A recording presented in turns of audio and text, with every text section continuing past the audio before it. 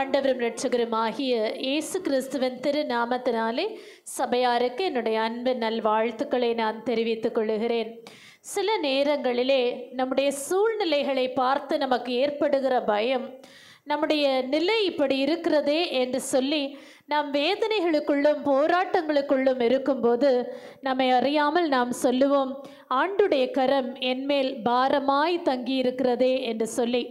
அப்படிதான் சங்கீதக்காரனும் ஆண்டவரை பார்த்து பல முறை ஜெபிக்கிறார். ஆண்டவரே, ஏன் இது எனக்கு சம்பவித்திருக்க வேண்டும்? நான் என்ன பாவம் செய்தேன் என்று சொல்லி அவர் ஜெபிக்கும் போதுதான் இந்த சங்கீதம் 32ஆம் அதிகாரம் 4ஆம் வசனத்திலே ஆண்டுடைய கரம் என்மேல் பாரமாய் இறங்கினதினாலே என்று சொல்லி அங்கே சொல்லுகிறதை நாம் வாசிக்க முடியும். என் அன்பு தேவனுடைய பிள்ளைகளே, சூழ்நிலையை பார்த்து பயந்து, போராட்டங்களை பார்த்து கலங்கி, ஒருவேளை நாமும் கூட இப்படிப்பட்ட வார்த்தைகளை நம்முடைய வாயினாலே அறிக்கையிட்டு கொண்டிருப்போமே. ஆனால் இன்றைக்கு மாற்றி பேசும்படியாக, மாறுதலான அறிக்கையிடும்படியாக ஆண்டவர் நமக்கு ஆலோசனை சொல்ல விரும்புகிறார். இந்த சங்கீதத்தின் முற்பகுதியிலே நீங்கள் வாசித்தீர்களானால் இது போதகத்தின் சங்கீதம் என்று சொல்லப்பட்டிருக்கும். இந்த போதகத்தின்படி நான் என்னை அமைத்து கொள்ளுகிறதற்கு, என்னை சீரமைத்து கொள்ளுகிறதற்கு தீர்மானிக்கிறேன் என்று சொல்லி ஒப்பு கொடுத்தவர்களாக இன்றைய வேத வசனத்திற்கு நேராக நாம் தம்மை திருப்புவோமாம். வாசிக்க கேட்ட சங்கீதத்திலே 32ஆம் அதிகாரம் 7ஆம் வசனத்தை நாம் வாசிக்க கேட்போம். நீர் எனக்கு மறைவிடமாய் இருக்கிறீர், என்னை நீர் இக்கட்டுக்கு விலக்கி காத்து இரட்சண்ய பாடல்களை என்னை சூழ்ந்து கொள்ளும்படி செய்வீர். ஹல்லேலூயா. வாய்களை திறந்து சொல்லலாமா? ஹல்லேலூயா. நாம் ஒருவேளை தேவ கரம் என்மேல் பாரமாய் இருக்கிறது என்று நினைத்து கொண்டிருக்கிற இந்த நேரத்திலே நம்முடைய வாயிலிருந்து வர வேண்டிய அறிக்கை என்ன? நீர் எனக்கு மறைவிடமாய் இருக்கிறீர். ஹல்லேலூயா. சொல்லுங்களேன், நீர் எனக்கு மறைவிடமாக இருக்கிறீர். என்னுடைய ஹைடிங் பிளேஸாக, என்னுடைய ஃபைனல் டெஸ்டினியாக ஆண்டவரே நீர் எனக்கு இருக்கிறீர். ஆகவே இது முதல் இந்த வசனம் எதிர்காலத்தை குறித்து சொல்லுகிற ஒரு வார்த்தையாக இருக்கிறது. என்னை நீர் இக்கட்டுக்கு விலக்கி காத்து இரட்சண்ய பாடல்களை சூழும்படி செய்வீர் என்று விசுவாசத்தோடு கூட சொல்லுகிற அறிக்கை. ஹல்லேலூயா, ஹல்லேலூயா. ஒருவேளை இதுவரை நம்முடைய நிலை பயங்கர கொடிய நிலையாக இருக்கலாம். சகாயம் கிடைக்கும் என்று எதிர்பார்த்திருந்த நேரத்தில் நமக்கு சகாயம் கிடைக்கவில்லை. ஆண்டுடைய கரம் நம்மேல் பாரமாய் இறங்கி இருக்கிறதை தான் நாம் உணர்ந்து சோர்ந்து போய் ஒருவேளை வந்திருக்கலாம். ஆனால் இந்த நாளிலே நீங்கள் நம்பிக்கையோடு கூட சொல்ல வேண்டியது என்ன? நீர் எனக்கு மறைவிடமாய் இருக்கிறீர். ஹல்லேலூயா. சொல்லுவீங்களா? இன்னைக்கு நீர் எனக்கு மறைவிடமா இருக்கிறீர். துன்பங்கள் வந்தாலும், போராட்டங்கள், பிரச்சனைகள் நேரிட்டாலும் எனக்கு ஒரு மறைவிடம் உண்டு, எனக்கு ஒரு புகலினம் உண்டு. ஹல்லேலூயா, ஹல்லேலூயா. எந்த சூழ்நிலையிலே இந்த வார்த்தைகளை நாம் சொல்ல வேண்டுமாம்? அதற்கு முந்தின வசனத்திலே சொல்லப்பட்டிருக்கு, வாசிப்போம். இதற்காக சகாயம் கிடைக்கும் காலத்தில் பக்தி உள்ளவன் எவனும் உம்மை நோக்கி விண்ணப்பம் செய்வான். அப்பொழுது மிகுந்த ஜலப்பிரவாகம் வந்தாலும் அது அவனை அணுகாது. மிகுந்த ஜலப்பிரவாகத்தின் மத்தியிலே பயங்கரமான டிசாஸ்டர், தி பிக்கஸ்ட் டிசாஸ்டர் என்று சொல்ல முடியும். மிகுந்த ஜலப்பிரவாகம், தாங்கிக் கொள்ள முடியாத அளவிற்கு நாம் எதிர்பாராத ஒரு துயர் நமக்கு வந்திருக்கிற நிலையிலே தான் நம்மை ஆண்டவர் நீர் என் மடைவிடமாய் இருக்கிறீர் என்று சொல்ல எதிர்பார்க்கிறார். ஹல்லேலூயா, ஹல்லேலூயா. இப்பொழுது என்ன ஜலப்பிரவாகத்திற்குள்ளே நீங்கள் கடந்து போய் கொண்டிருக்கிறீர்கள்? என்ன போராட்டங்கள் உங்களுடைய கழுத்தை அழுத்துகிறது போல உங்களை ஆழ தள்ளுகிறதாக இருக்கிறது? இந்த நிலையிலே நீரே என் மறைவிடம் ஆண்டவரே என்று சொல்லுங்க. ஹல்லேலூயா, ஹல்லேலூயா. ஆண்டவரை நீங்கள் நம்புகிறதற்கு ஆயத்தம் என்றால் இன்னைக்கு ஆண்டவரே நானுமே நம்புவேன் அப்பா, நீங்க என்னுடைய மறைவிடமா இருக்கிறீர் என்று சொல்லும்போது இதனால நமக்கு என்ன உண்டாகும்? இந்த மறைவிடம் பிசாசு தொடக்கூடாத இடம். ஹல்லேலூயா. இந்த மறைவிடம் எப்படிப்பட்ட இடம்? பிசாசு தொட முடியாத இடம்.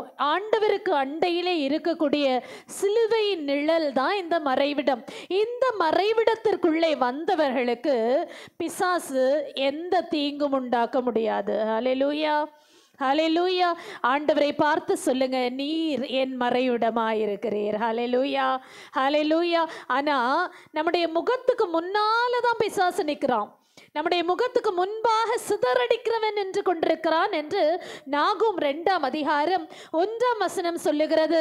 நம்முடைய முகத்துக்கு முன்பாக நிற்கிற சிதறடிக்கிறவனுக்கு நாம் நம்மை காத்து கொள்ளுகிறதற்காக மறைவிடத்திற்கு வந்திருக்கிறோம். ஆனால் மறைவிடத்திலே நாம் செய்ய வேண்டியது என்ன என்று ஒரு சில ஆலோசனைகளை இந்த வசனம் நமக்கு போதிக்கிறது. நாகும் 2:1 வாசிப்போம். சிதறடிக்கிறவன் உன் முகத்துக்கு முன்பாக வருகிறான். அரணை காத்துக்கொள், வழியை காவல் பண்ணு, அறையை கெட்டியாய் கட்டிக்கொள், உன் பலனை மிகவும் ஸ்திரப்படுத்து. ஹalleluya. 4 காரியங்களை ஆண்டவர் நமக்கு இந்த வசனத்தின் மூலமாக பேசுகிறார். என்ன? நம்முடைய முகத்துக்கு முன்பாக சிதறடிக்கிறவன் நிற்கும்போது மறைவிடத்திலே வந்திருக்கிற நாம் என்ன செய்யணுமா? முதலாவதாக அரணை காத்துக்கொள்ள வேண்டுமாம். ஹalleluya. அரண் என்பது ஆண்டவர் நமக்கு கொடுத்திருக்கிற விசேஷித்த அபிஷேகம். இந்த அபிஷேகத்தை நாம் நிச்சயமாய் காத்துக்கொள்ள வேண்டும். நாம காத்துக்கொள்ளுகிற பிள்ளைகள் தானா? அல்லது ஏதாவது போராட்டங்கள் வரும்போது நம்முடைய வாயினாலே தேவையற்ற வார்த்தைகளை நாம் பிதற்றி கொண்டிருக்கிறோமா? கொஞ்சம் யோசித்து பாருங்க. அரணை காத்துக்கொள். நம் வேதத்திலே சகரியா 9ஆம் அதிகாரம் 12ஆம் வசனத்துல சிறையிலே கைதிகளா இருக்கிறவர்களை பார்த்து ஒரு வார்த்தை உரைக்கப்பட்டது. என்ன வாசிப்போம்? நம்பிக்கையுடைய சிறைகளே, அரணுக்கு திரும்புங்கள், இரட்டிப்பான நன்மையை தருவேன், இன்றைக்கே தருவேன். ஹalleluya. அவர்கள் சிறை கைதிகள் தான், ஆனா அவர்கள் நம்பிக்கையுடைய சிறைகள். ஹalleluya. அவர்கள் நம்பிக்கையுடைய சிறைகளாகவே அவர்களுக்கு ஒன்று சொல்லப்பட்டது, அரணுக்கு திரும்புங்கள். இன்னைக்கு நீங்களும் கூட ஆண்டவர் மேலே நம்பிக்கை உடையவர்களா இருக்கிற போது அரணுக்கு திரும்பும்படியாக ஆண்டவர் ஆலோசனை சொல்லுகிறார். ஹalleluya. வேதத்திலே தன்னுடைய அரணை காத்து கொண்ட ஒரு ராஜாவை குறித்து நாம வாசிக்க முடியும். இந்த ராஜாவுடைய பேர் எசேக்கியா. இந்த எசேக்கியா ராஜா ஒரு முறை அவருக்கு பிரச்சனை வந்தபோது அவர் சொல்லுவார், இந்த நாள் நெருக்கமும் கண்டிதமும் நிறைந்த நாள். ஹalleluya. இந்த நாளை நான் எப்படி சந்திப்பேன் என்று தெரியவில்லை, என்ன பண்ணுவேன் என்று தெரியவில்லை என்று சொல்லி உடனே தீர்க்கதரிசியிடத்திலே ஓடுகிறார். தன்னுடைய கஷ்டத்தை எல்லாவற்றையும் தீர்க்கதரிசியிடத்திலே கொட்டுகிறார். அது மாத்திரமல்ல, ஆண்டவரை நோக்கி மன்றாடுகிறார். ஹalleluya. சொல்லுங்களேன், ஹalleluya. காரணம் என்ன? எதிராளி பயங்கரமான பராக்கிரமசாலியாக நிற்கிறான். இவருடைய ஜனங்களை பார்த்து சொல்லுகிறான், நீங்கள் எசேக்கியா நம்ப பண்ணுகிற தெய்வத்தை நம்பாதிருங்கள், அவன் சொல்லுகிறதை நீங்கள் ஏற்றுக்கொள்ளாதிருங்கள், அவன் உங்களை காப்பாற்ற முடியாது என்று சொல்லி அசீரியன் இவர்களுக்கு விரோதமாக நின்று தேவையற்ற வார்த்தைகளை பேசிக்கொண்டிருக்கிறான்.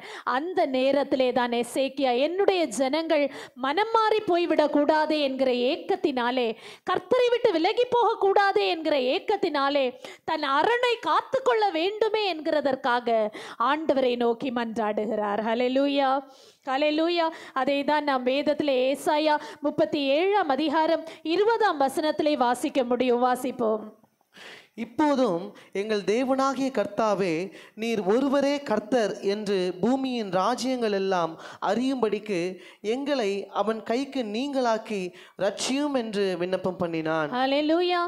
எல்லாம் எதிராக நிற்கிறது, ஆனா இவருக்கு மாத்திரம் ஒன்று தெரியும், ஆண்டவரை நோக்கி விண்ணப்பம் பண்ணும்போது என் ஆண்டவர் எனக்கு சகாயம் உண்டாக செய்வார். ஹalleluya. ஆகவே இவர் கர்த்தரை நோக்கி விண்ணப்பம் பண்ணினார். நீரே தேவன் என்பதை இந்த உலகம் காணும்படியாக செய்தருளும் ஆண்டவரே என்று சொல்லி கர்த்தரை நோக்கி இவர் விண்ணப்பம் பண்ணினார். ஆண்டவர் உடனேயே இந்த மனுஷனுடைய விண்ணப்பத்தை கேட்டருளினார். கரங்களை உயர்த்தி ஒரு அல்லேலூயா சொல்லுங்க. ஹalleluya. கர்த்தர் என்ன செய்தார்? அன்று ராத்திரியிலே ஒரு தேவதூதனை அந்த எதிராளியுடைய பாளையத்துக்குள்ளே கட்டளையிட்டார். இந்த தேவதூதன், ஒரே தேவதூதன், அந்த பாளையத்திலே இருந்த 1,85,000 பேரை பட்டயத்தாலே வெட்டி போட்டார். ஹalleluya. சொல்லுங்களேன், ஹalleluya. என் ஆண்டவர் நமக்காக வீரியம் கொள்ளுவார், ஆனால் நமக்கு எதிராளியே இருக்க முடியாது. நம்ம சிதறடிக்கிறவன் நம்முடைய முகத்துக்கு முன்பாக நின்றாலும் அவனால நம்மை ஒன்றுமே செய்துவிட முடியாது. ஹalleluya. ஹல்லேலூயா. இந்த எசேக்கியா தன்னுடைய அரணை காத்துக்கொள்ள ஆண்டுடைய சமூகத்திலே மன்றாடினது போல இன்றைக்கு உங்களுடைய அரணை காத்துக்கொள்ள நீங்கள் ஆண்டோடத்திலே மன்றாடுகிறதற்கு ஆயத்தமாக இருக்கிறீர்களா?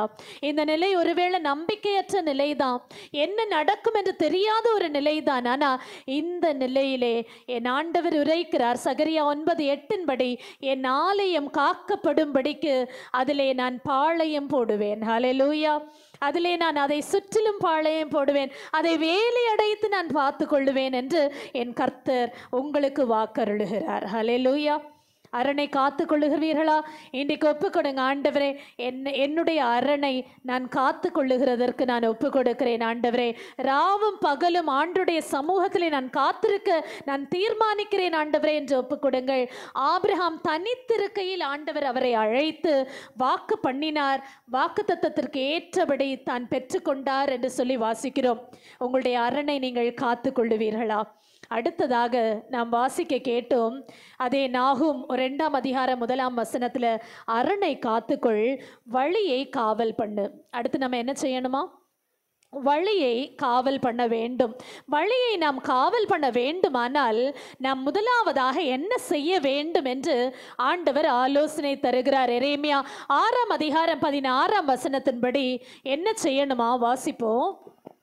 வழிகளிலே நின்று பூர்வ பாதைகள் எவை என்று கேட்டு விசாரித்து நல்ல வழி எங்கே என்று பார்த்து அதிலே நடவுங்கள், அப்பொழுது உங்கள் ஆத்துமாவுக்கு இளைப்பாறுதல் கிடைக்கும் என்று கர்த்தர் சொல்லுகிறார். அவர்களோ நாங்கள் அதிலே நடக்க மாட்டோம் என்கிறார்கள். ஹல்லேலூயா.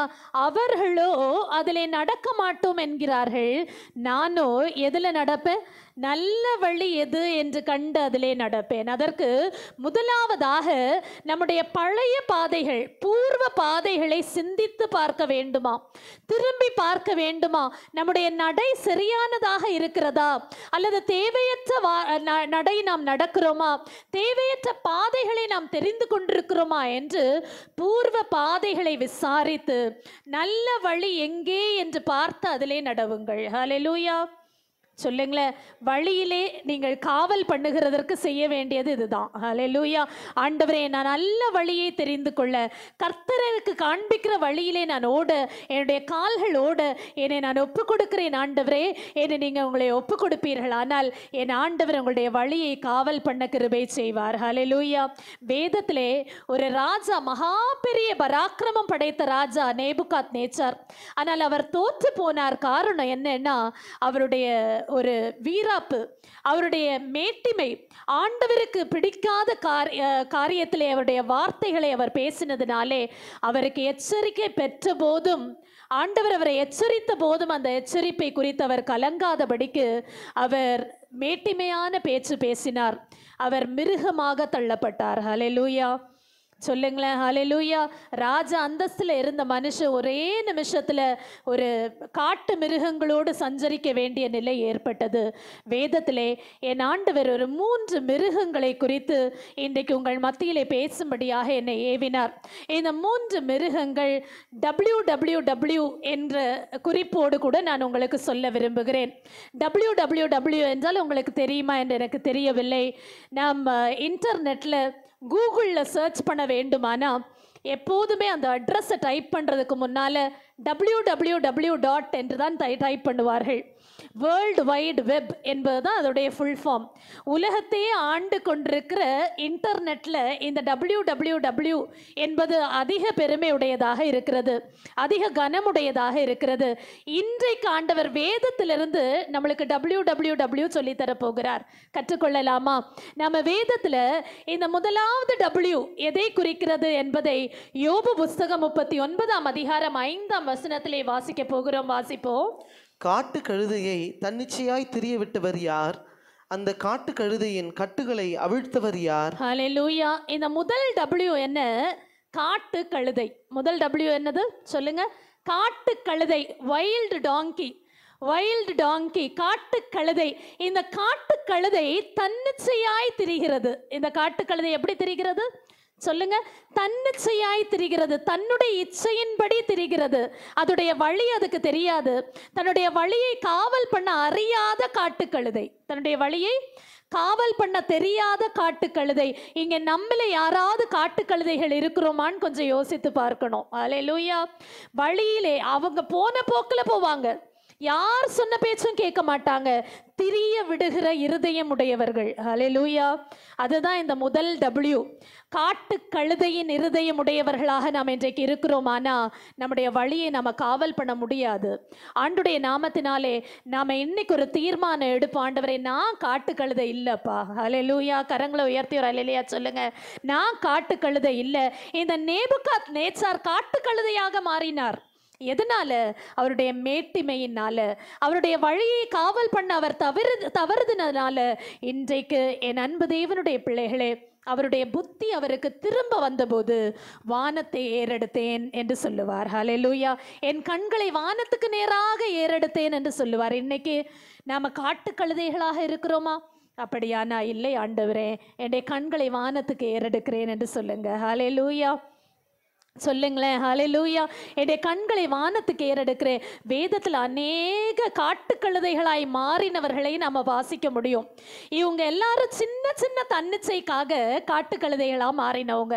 அவங்களுடைய இச்சைகளை அடக்க முடியாததுனால காட்டுக்கழுதைகளுக்கு ஒப்பாய் மாறினவங்க. கேயாசி தீர்க்கதரிசியுடைய வேலைக்காரன், ஆண்டவரை பற்றி நன்றாய் அறிந்தவன், ஆனா கொஞ்சம் பணத்துக்கு ஆசைப்பட்டு காட்டுக்கழுதையாக மாறினான். ஹல்லேலூயா. யூதாஸ் ஆண்டவரோடு கூடவே நடந்தவன், ஏசப்பா செய்த அற்புதங்கள் எல்லாம் கண்ணார கண்டவன், ஏசப்பா கொடுத்த உணவை உண்டவன், ஆனா 30 வெள்ளிக்காசுக்காக காட்டுக்கழுதையாக மாறினான். ஹல்லேலூயா.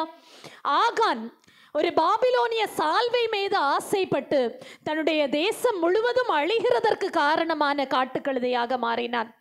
கிதியோன் ஒரு மார்க்கவசம், ஆண்டவர் மேலான தீர்மானத்தோடு கூட இந்த கிதியோனை அழைத்து ஒரு பெரிய ரட்சிப்பை பெற்று தந்தார். ஆனா ஒரு ஏபோத்தின் மேல் ஆசை வைத்து, தங்கத்தினாலே செய்யப்பட்ட ஒரு மார்க்கவசத்தின் மேல் ஆசை வைத்து தன்னுடைய வீட்டார் அனைவரும் கண்ணியிலே சிக்கும்படியாக ஒரு காட்டுக்கழுதையாக மாறினான். சிம்சோன் ஒரு பெண்ணின் நிமித்தமாக காட்டுக்கழுதையாக மாறினான். இன்றைக்கு நம்மளே இருக்கிற இங்க எத்தனை பேர் இருக்கோம் இல்லையா? நம்முடைய தன்னிச்சை நம்மை அலைய விட்டு கொண்டிருக்கிறதா? எங்கெங்கயோ போகுது சிந்தனை, எதையோ யோசிக்குது சிந்தனை. இன்றைக்கு ஜாக்கிரதைப்பட்டு கொள்ளுவோம். ஹல்லேலூயா. உங்களுடைய வழியை காவல் பண்ண கர்த்தர் கட்டளையிடுகிறார். ஹல்லேலூயா. வழியை காவல் பண்ணு. முதல்ல என்ன சொன்ன? அரணை காத்துக்கொள். அடுத்ததாக வழியை காவல் பண்ணு. அடுத்ததாக அதே வசனம் நாகும் 2:1 சொல்லுகிறது, அறையை கட்டிக்கொள். என்ன செய்யணுமா? சொல்லுங்களேன். அறையை கட்டிக்கொள். அறை கட்டுகிறதற்கான காரணம் என்ன? ஒரு இறுக்கமாக இருக்க வேண்டும், டைட்டாக இருக்க வேண்டும் என்பதற்காக. சில நேரங்களில் சூழ்நிலையை பார்த்து பயம் ஏற்படுது, நடுக்கம் ஏற்படுது. ஐயோ, இதை நான் எப்படி சந்திப்பேன், எப்படி நான் இந்த போராட்டத்திலிருந்து வெளியில வருவேன், எனக்கு தெரியலையே, எனக்கு யார் ஆதரவு செய்வாங்க, யார் எனக்கு சகாயம் செய்வாங்க என்று சொல்லி ஒரு விதமான பயம் நம்மை பயமுறுத்தும் போதுதான் நம்முடைய அறையை நாம் கட்டிக்கொள்ள தீர்மானிக்க வேண்டும். ஹல்லேலூயா. ஹல்லேலூயா. அறையை கட்டி கொண்டிருக்கிறீர்களா? கொஞ்சம் யோசித்து பாருங்க. தைரியமா இருக்கிறீங்களா? என்ன பிரச்சனை வந்தாலும் சரி, மரணமே வரட்டுமே, நான் ஆண்டவரை விட்டு ஒரு நாளும் பின்வாங்க மாட்டேன்னு சொல்றதுக்கு இங்க இருக்கிற எத்தனை பேர் ஆயத்தமா இருக்கிறீங்க? ஹல்லேலூயா.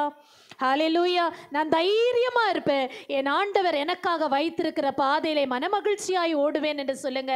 ரோமர் 8:15 சொல்லுகிறது, ஆண்டவர் நமக்கு பயத்தின் ஆவியை தரவில்லையாம். என்ன ஆவியை தந்திருக்கிறார்? அப்பா பிதாவே என்று அழைக்கிற புத்திர சுவிகாரத்தின் ஆவியை தந்திருக்கிறார். வாசிப்பு ரோமர் 8:15. அந்தபடி திரும்பவும் பயப்படுகிறதற்கு நீங்கள் அடிமைத்தனத்தின் ஆவியை பெறாமல் அப்பா பிதாவே என்று கூப்பிட பண்ணுகிற புத்திர ஸ்வீகாரத்தின் ஆவியை பெற்றீர்கள். ஹல்லேலூயா. உங்களுக்கு பயம் வரும்போதெல்லாம், பிரச்சனையை பார்த்து, சூழ்நிலையை பார்த்து திகில் பிடிக்கும் போதெல்லாம் நீங்க அறையை கட்டி கொள்ளுகிறதற்கு என்ன செய்யணும் தெரியுமா? அப்பா அப்பா பிதாவே என்று அழைக்கிற புத்திர சுவிகாரத்தின் ஆவியை சுதந்திரித்துக் கொள்ள வேண்டும். ஹல்லேலூயா. ஹல்லேலூயா. அறையை கட்டி கொண்டிருக்கிறீர்களா? அப்பாவை உங்களுடைய சொந்தமாய் மாற்றி இருக்கிறீர்களா? சூழ்நிலைகள் மாறாக தோன்றும் போது யாரை அழைக்கிறீர்கள்? மனுஷனை நம்பி போகிறீர்களா அல்லது ஆண்டவருக்கு அதை தெரியப்படுத்துகிறீர்களா? நாம் வேதத்திலே வாசித்தோமானால் நியாயாதிபதிகள் 7ஆம் அதிகாரம் 3ஆம் வசனத்துல கிதியோன் ஒரு கூட்டம் யுத்த மனுஷரை அழைத்த போது அவங்க எல்லாம் யுத்தத்துக்கு ஆயத்தமாய் வந்தவர்கள் தான். ஆனா அவங்களிடத்துல ஒரு அறிவிப்பு சொல்றாரு. என்ன அறிவிப்பு சொல்றாரு? இதுல யார் யாருக்கு பயம் இருக்கோ திகில் இருக்கோ போயிடுங்க. ஹல்லேலூயா. எல்லாரும் யுத்தத்துக்கு ரெடியாக தான் வந்திருக்கிறாங்க.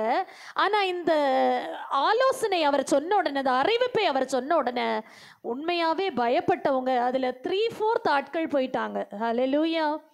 32,000 பேர் முதல்ல வந்தாங்க. இவர் திரும்பி இந்த ஆலோசனை, இந்த அறிவிப்பை சொல்லிட்டு பார்த்தா மீதி இருக்கிறவங்க 10,000 பேர் தான் இருக்கிறாங்க. ஹல்லேலூயா. அவர்கள் அறையை கட்டிக்கொள்ள தவறினவர்கள். என் அன்பு தேவனுடைய பிள்ளைகளே, உங்களுக்கு என் ஆண்டவர் பயம் உள்ள அல்லது திகிலுள்ள ஆவியை தரவில்லை. என்ன ஆவி தந்திருக்கார்?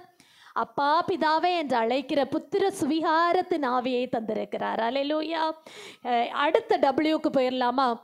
ஒரு டபிள்யூ பார்த்துட்டோம். என்ன டபிள்யூ?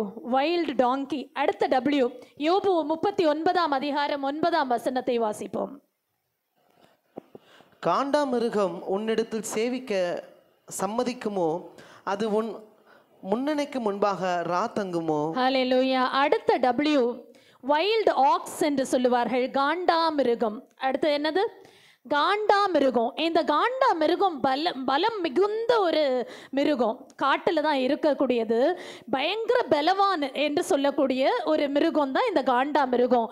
ஆனால் இந்த காண்டாமிருகம் எப்படிப்பட்ட தன்மை உடையதுன்னா, அது சேவிக்க சம்மதிக்காது. அது என்னது? என்ன செய்யாது சொல்லுங்க? அதோடைய பலம் அவ்வளோ அதிகமாக இருந்தாலும் சேவிக்க சம்மதிக்காத ஒரு மிருகம் அது. யாருக்கும் உதவி செய்கிறதற்கு முன் வராது. யாருடைய ஒத்துழைப்போடும் கூட சேர்ந்து நிற்காது. ஐக்கியத்தோடு கூட ஒன்றா நிற்கவே நிற்காது. அப்படிப்பட்ட காண்டா மிருகமாக நானும் நீங்களும் இருக்க வேண்டாம். ஹல்லேலூயா. சொல்லுங்களேன். ஹல்லேலூயா.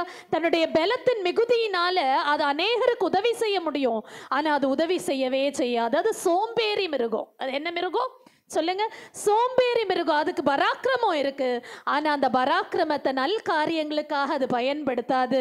என் அன்பு தேவனுடைய பிள்ளைகளே, 39ஆம் அதிகாரம் 10ஆம் வசனம் சொல்லுது, ஒரு மனம் இல்லாத ஒரு மிருகம் அது. அது ஒரு மனத்தை உருவாக்காது. கூடியிருக்கிற ஜனங்களுக்கு மத்தியில் வேற்றுமையை உருவாக்கும். அவங்களுக்கு மத்தியில் விரிசலை உண்டாக்கும். நீங்களும் நானும் சபையில் அப்படிப்பட்டவர்களாக இருக்கக்கூடாது. ஹல்லேலூயா. ஹல்லேலூயா. ஒற்றுமைக்கு அடையாளமாக நாம் இருக்க வேண்டும். வாசிப்போம் அந்த வசனத்தை. 39:10. படைச்சால்களை உழ நீ காண்டாமிருகத்தை கயிறு போட்டு ஏரியிலே பூட்டுவாயோ? அது உனக்கு இசைந்து பரம்படிக்குமோ? அது இசைந்து பரம்படிக்க கூடாத ஒரு மிருகம். இசைந்து பரம்படிக்குமோ என்றால் என்ன? நீங்க சொல்ற பேச்சை கேட்டு ஒரு நிலத்தை பதப்படுத்தணும்னு வச்சுக்கோங்களேன், இந்த காண்டாமிருகத்தை வச்சு பதப்படுத்த முடியாது. ஹல்லேலூயா. ஹல்லேலூயா. ஏன்னா அது ஒரு முரட்டாட்டமான மிருகம். அது உங்களுடைய சொல்ல பேச்சு கேட்கவே கேட்காது. அது ஒரு மனத்தை உண்டாக்காது. இன்றைக்கு கர்த்தருடைய பிள்ளைகளாகிய நீங்களும் நானும் அறையை கட்டிக்கொள்ள வேண்டுமானா இந்த திமிரு பிடிச்ச காண்டாமிருகத்தை போல இருக்கக்கூடாது. கரங்களை உயர்த்தி ஒரு ஹல்லேலூயா சொல்லுங்க. ஹல்லேலூயா. இந்த second W it stands for wild ox. காண்டாமிருகம். இந்த காண்டாமிருகத்தின் வாழ்க்கை எனக்கு வேண்டாம் என்று சொல்லுங்க. சொல்லுவீங்களா? ஆமேன் சொல்லுங்களேன். ஹல்லேலூயா. எனக்கு காண்டாமிருகத்தின் வாழ்க்கை வேண்டாம். யாரெல்லாம் வீட்டில் ஹார்ஷாக பேசுகிறீங்க, தேவையற்ற வார்த்தைகள் பேசுகிறீங்க, இன்னைக்கு நான் காண்டாமிருகமாக இருக்க மாட்டேன்னு தீர்மானிங்க. ஹல்லேலூயா. ஆண்டவரே, என்னை நான் ஒப்பு கொடுக்கிறேன் என்று சொல்லுங்க. என்னுடைய பலத்தை கொண்டு நான் அரண்களை முறித்து கர்த்தருக்காக நிற்கிறதற்கு என்னை நான் ஒப்பு கொடுக்கிறேன் என்று சொல்லுங்க. அறையை கட்டி கொள்ளுங்கள். கடைசியாக பலனை ஸ்திரப்படுத்து. கடைசியாக என்ன சொல்லியிருக்கு? பலனை ஸ்திரப்படுத்து. முதலாவதாக அரணை காத்துக்கொள். ரெண்டாவதாக என்ன சொல்லியிருந்து? வழியை காத்துக்கொள். அரணை காத்துக்கொள், வழியை காவல் பண்ணு. அடுத்ததாக அறையை கட்டிக்கொள். நான்காவதாக பலனை ஸ்திரப்படுத்து. ஆமோஸ் 4ஆம் அதிகாரம் 12ஆம் வசனம், பலனை ஸ்திரப்படுத்துகிறவர்கள் ஆயத்தமாயிருப்பார்களாம். ஹல்லேலூயா. ஹalleluya. எதற்கு ஆயத்தமா இருப்பாங்க? ஆண்டவரை சந்திக்க ஆயத்தமா இருப்பாங்க. எந்த நேரத்தில் ஆண்டவர் வந்தாலும் நான் ரெடியா இருக்கிறேன்ப்பா, நான் உங்களுடைய கற்பனைகளை கைக்கொண்டு ஆயத்தமா இருக்கிறேன் என்று சொல்லுகிற கூட்டத்தார் தான் பெலனை ஸ்திரப்படுத்துகிறவர்கள். ஹalleluya. வாசிப்போமா? யோபு ஆமோஸ் 4:12. ஆகையால் இஸ்ரவேலே, இந்த பிரகாரமாக உனக்கு செய்வேன். இஸ்ரவேலே, நான் இப்படி உன்னை செய்ய போகிறபடியினால் உன் தேவனை சந்திக்கும்படி ஆயத்தப்படு. உன் தேவனை சந்திக்கும்படி ஆயத்தப்படு. ஹalleluya. ஆயத்தம்தானா? ஆண்டவரை எப்போ கூப்பிட்டாலும் ஆயத்தமா இருக்கிறேன்னு சொல்றவங்க கொஞ்சம் கரங்களை உயர்த்தி ஒரு அல்லேலூயா சொல்லுங்களேன். ஹalleluya. எப்போ முடிவு வரும்னு எனக்கு தெரியாது, ஆனால் ஆண்டவர் கூப்பிடுகிற நாளிலே நான் பாவம் அற்றவனாக, கரை திரை அற்றவனாக ஆண்டவரோடு கூட இருப்பேன் என்று சொல்லுவான். ஹalleluya. எந்த நிலையிலும் ஆயத்தமாய் இருக்கிறவர்கள் தங்களுடைய பலனை அதிகமாய் ஸ்திரப்படுத்தி கொள்ளுவார்கள். இப்போ 3வது டபிள்யூக்கு போயிடலாம். யோபு 39:19 ஒரு மிருகத்தை நமக்கு அடையாளம் காட்டுகிறது. வாசிப்போம். யோபு 39:19. குதிரைக்கு நீ வீரியத்தை கொடுத்தாயோ, அதன் தொண்டையில் குமுறலை வைத்தாயோ. குதிரை, இது என்னது? குதிரை. இந்த குதிரை கிட்ட இருக்கிற விசேஷம் என்ன அப்படின்னு சொன்னா, இது கடிவாளம் போட்ட குதிரை. இது என்ன குதிரை சொல்லுங்களேன்? கடிவாளம் போட்ட குதிரை. சங்கீதம் 32:9 வாரினாலும் கடிவாளத்தினாலும் உன் வாய் கட்டப்பட்டால் ஒழிய நீ உன் கிட்ட சேராத கோவேறு கழுதைக்கும் புத்தி இல்லாத குதிரைக்கும் நீ விலகி இரு என்று சொல்லப்பட்டிருக்கோம். ஆனா இந்த குதிரை புத்தி இல்லாத குதிரை இல்லை. இந்த குதிரை என்ன குதிரை? புத்தி இல்லாத குதிரை இல்லை, இது யுத்த குதிரை. இது என்ன குதிரை? யுத்த குதிரை. இது வார் ஹார்ஸ். இது என்ன ஹார்ஸ் சொல்லுங்க? வார் ஹார்ஸ். வார் ஹார்ஸா நான் இருக்கணும்னு சொல்லுங்க. ஹalleluya. நான் யுத்த குதிரையாக இருக்கணும். எப்போ ஆயத்தமா இருப்பேன். ஆண்டவர் என்னை எப்போ கூப்பிட்டாலும் ஆண்டவரிடத்துல நான் சேருகிறதற்கு ஆயத்தம். ஹalleluya. உன் பலனை ஸ்திரப்படுத்து. உன்னுடைய பலனை என்ன செய்யணும் சொல்லுங்களேன்? ஸ்திரப்படுத்து. இந்த யுத்த குதிரையை போல. இந்த யுத்த குதிரை 39:25 சொல்லப்பட்டிருக்கு, எப்போதும் ஆயத்தமாக இருக்குமா. யோபு 39:25 வாசிப்போம். எக்காலம் தொனிக்கும் போது அது நீகி என்று கணைக்கும். யுத்தத்தையும் படைத்தலைவரின் ஆர்ப்பரிப்பையும் சேனைகளின் ஆரவாரத்தையும் தூரத்திலே மூப்பம் பிடிக்கும். ஹalleluya. இந்த யுத்த குதிரை எவ்வளோ ஜாக்கிரதையா இருக்கு பாருங்க. எப்போ வேணும்னாலும் ஆண்டோடைய வருகை இருக்கலாம் என்பதை அதை அறிந்து கணித்து விடும். தூரத்தில் இருக்கும் போதே அது மோப்பம் பிடிச்சிரும், யுத்தம் வரப்போதா இல்லையான்றது. ஹalleluya. ஹalleluya. அப்படிப்பட்ட அலர்ட்டான குதிரையாக நாம் எல்லாரும் மாறுவோம். ஹalleluya. ஆண்டவரே, நான் ஒரு யுத்த குதிரையாக மாற விரும்புகிறேன் அப்பா. எத்தனை பேர் சொல்லுவீங்க, நான் யுத்த குதிரையாக மாற விரும்புகிறேன் ஆண்டவரே? இந்த குதிரை யுத்த நாளுக்கு கர்த்தரால் ஆயத்தப்படுத்தப்படுகிறது. நீதிமொழிகள் 21:31 சொல்லுகிறது, கர்த்தரால் இந்த குதிரை ஆயத்தப்படுத்தப்படுகிறது, ஜெயம் கர்த்தரால் உண்டாகிறது. ஹalleluya. ஹalleluya. உங்களுடைய பலனை ஸ்திரப்படுத்துவீங்களா? ஆண்டவரை சந்திக்கிறதற்கு எந்த நிலையிலும் நான் ஆயத்தம் என்று சொல்லுவீர்களா? என் அன்பு தேவனுடைய பிள்ளைகளே, இவைகள் யாவையும் நாம் செய்யும் போது ஆண்டவரை நாம் மறைவிடமாய் கொண்டிருக்கிறபடியினாலே நம்மை சூழ ஒரு அபிஷேகம் இருக்கும், நம்மை சூழ ஒரு பாதுகாப்பு வளையம் இருக்கும். அந்த பாதுகாப்பு வளையம் என்னன்னா இரட்சண்ய பாடல்கள். அது என்னது சொல்லுங்களேன்? இரட்சண்ய பாடல்கள். அதை தான் சங்கீதம் 32:7 நம்ம வாசிக்கிறோம். நீர் என் மறைவிடமா இருக்கிறீர், ஆகையால் இக்கட்டுக்கு என்னை விலக்கி காத்து இரட்சண்ய பாடல்கள் என்னை சூழும்படி செய்வீர். ஹalleluya. இப்போ நம்ம சூழ என்ன இருக்குது? இரட்சண்ய பாடல்கள் என்கிற ஒரு கோட்டைக்குள்ளே நம்ம இருக்கிறோமா? ஒரு மறைவிடத்துக்குள்ளே இருக்கிறோமா? இன்றைக்கு ஆண்டவரிடத்தில் ஒப்பு கொடுப்போம். ஆண்டவரே, நீர் என்னுடைய மறைவிடமாக இருக்கிறபடியினால என்னை சூழ இரட்சண்ய பாடல்கள் தொனித்து கொண்டே இருக்கும். ஹalleluya. நம்முடைய வாயை திறக்கும் போதெல்லாம் ஆண்டவரை துதிக்கிற துதி மாத்திரம் வரட்டும். ஹalleluya. எத்தனை பேர் ஒப்பு கொடுப்பீங்க? எத்தனை பேர் ஒப்பு கொடுக்க போறீங்க? அப்பொழுது சிதறடிக்கவன் முகத்துக்கு முன்பாக வந்தாலும் நம்முடைய அரணை நாம் காத்துக்கொள்ள முடியும், நம்முடைய வழியை நாம் காவல் பண்ண முடியும், அறையை கட்டியாய் கட்டிக்கொள்ள முடியும், நம்முடைய பலனை ஸ்திரப்படுத்த முடியும். அப்படியே கண்களை மூடுங்க. ஆண்டவர் இன்னைக்கு நம்மோடு கூட பேசி இருக்கிறார். ஆண்டவரே, நான் காட்டு கழுதையாக இருக்க விரும்பவில்லை. ஆண்டவரே, நான் காட்டு காண்டாமிருகமாக இருக்க விரும்பவில்லை. ஆனால் நான் யுத்த குதிரையாக இருக்க விரும்புகிறேன் அப்பா. என்னை நீங்கள் அதுக்கு தகுதிப்படுத்துங்க ஆண்டவரே. ஹல்லேலூயா, ஹல்லேலூயா. கர்த்தர் அப்படியே நம்மை தகுதிப்படுத்தும்படியாக ஆண்டவரிடத்திலே நாம் நம்மை ஒப்பு கொடுப்போம். ஆண்டவரே, நீர் என் மறைவிடம் என்று நாளுக்கு நாள் நாம் அறிக்கையிடுவோம். ஆண்டவருடைய மறைவுக்குள்ளே நீங்கள் அடைக்கலமாய் வந்திருக்கிறதுனாலே பூரண பலனோடு கூட கர்த்தர் உங்களை காத்துக்கொள்ளுவார். எங்களை நேசிக்கிற நல்ல தகப்பனே, நன்றியோடு கூட நாங்கள் துதிக்கிறோம், உம்மை ஸ்தோத்திரிக்கிறோம். தேவ கரம் என் மேல் பலமாய் இறங்கி இருக்கிறதே, ஏன் இந்த பாரம் என்று கேட்டுக்கொண்டிருந்த நாங்கள் இது முதல் என் ஆண்டவரை பார்த்து நீர் எங்கள் மறைவிடம் என்று சொல்ல எங்களுக்கு கற்றுத்தந்தீரே. அப்படியே நாங்கள் சொல்லி எங்கள் ஆண்டவிடத்திலிருந்து நன்மைகளை பெற்றுக்கொள்ள கிருபை தாரும். எங்களை தாழ்த்தி ஒப்பு கொடுக்கிறோம், தாங்கி வழி நடத்தும். இயேசுவின் நாமத்தில் ஜெபிக்கிறோம், எங்கள் ஜெபம் கேளும் நல்ல பிதாவே. ஆமேன், ஆமேன்.